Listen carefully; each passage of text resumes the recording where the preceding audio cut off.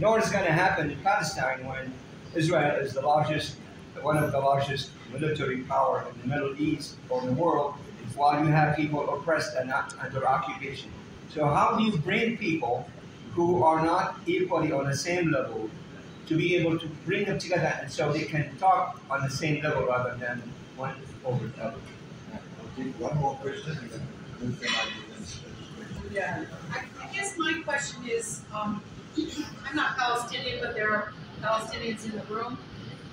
When I hear the word peace process, from our community's perspective, we think that our community wants peace and the other community wants process. So the word peace process to us, process has just been a process to take more land, to dispossess more people, to take more water. So we place little stake in the word process because process is often another tool to continue oppression. So, like, language is so important, and I'm sure language is important when bringing people together. So maybe if you could talk a little bit about that.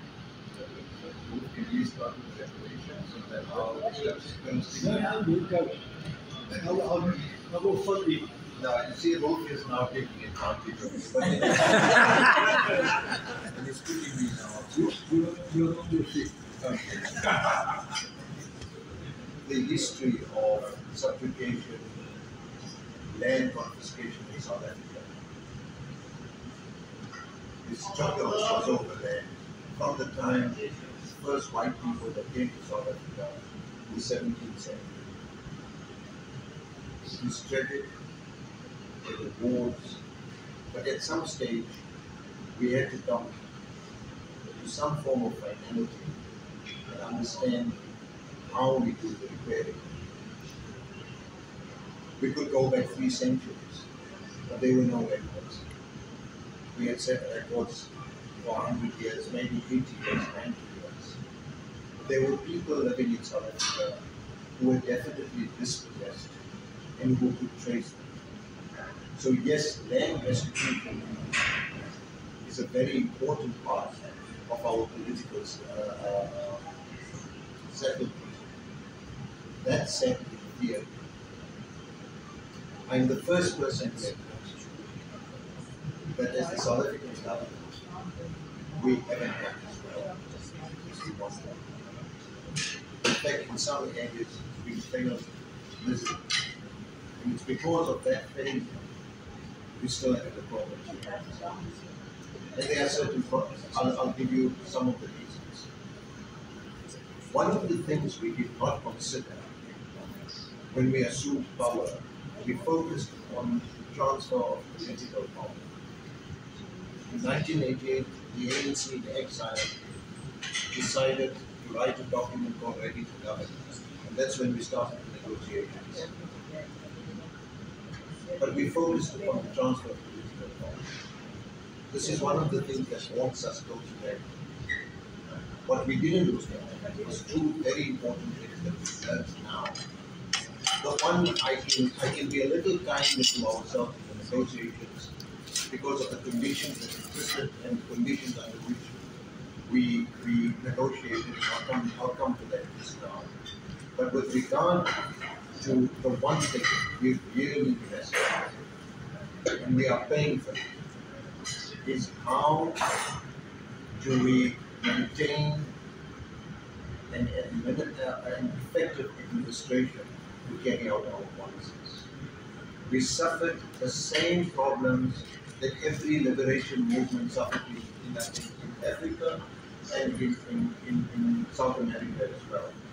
Is that there was just too much political interference in the administration.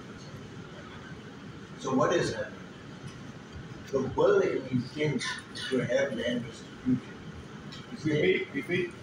The will and the intent to have land restitution. There are enormous difficulties. Many of the people who are entitled to restitution are illiterate people who don't have records, their records have been.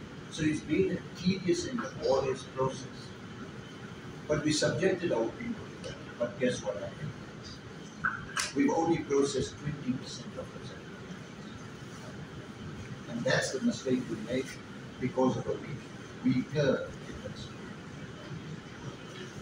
It didn't help all people, and it's a concession I make that it's a great, huge mistake we made. The second thing is, so what happens after land restitution? We learned that very fast too. Those people,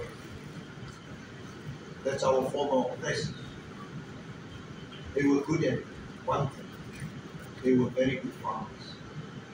Now that we are in South Africa, we have to talk about food supply. So giving people land is one thing. Giving them the ability to make that land productive is another thing. And when you don't get that right, you begin to affect food security. Because what you are doing is you're taking land from a very productive, and this is economics, this is the reality, and all our romantic dreams had to hit reality at some stage. So you take productive lands that give food security to your country. And then you take it away and you give it to a people who are genuinely, rightfully owners of it.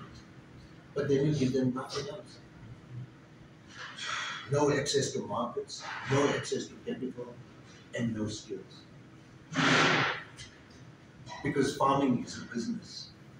And subsistence farming is not going to address the food security.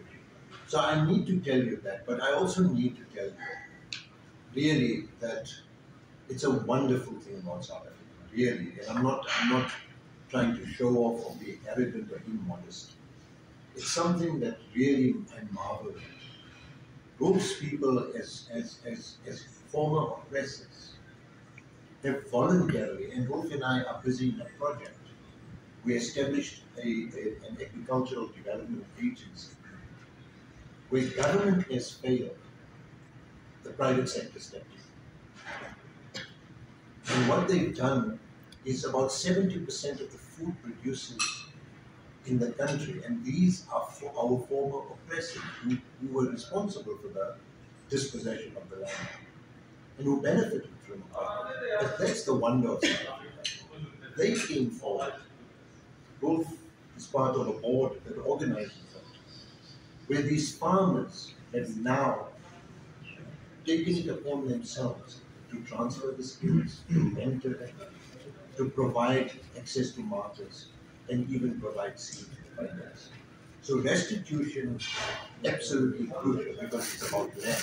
And unless we get the land thing right, our Gini coefficient is going to be the highest in the world. So that's the one part.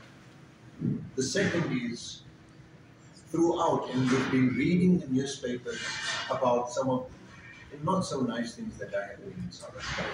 And some of the things that have a real threat to Mandela's legacy when it comes to the economic distribution. And it's not because of the want of people wanting a solution. It's the failure of government because we made a very big mistake on weakening our administration.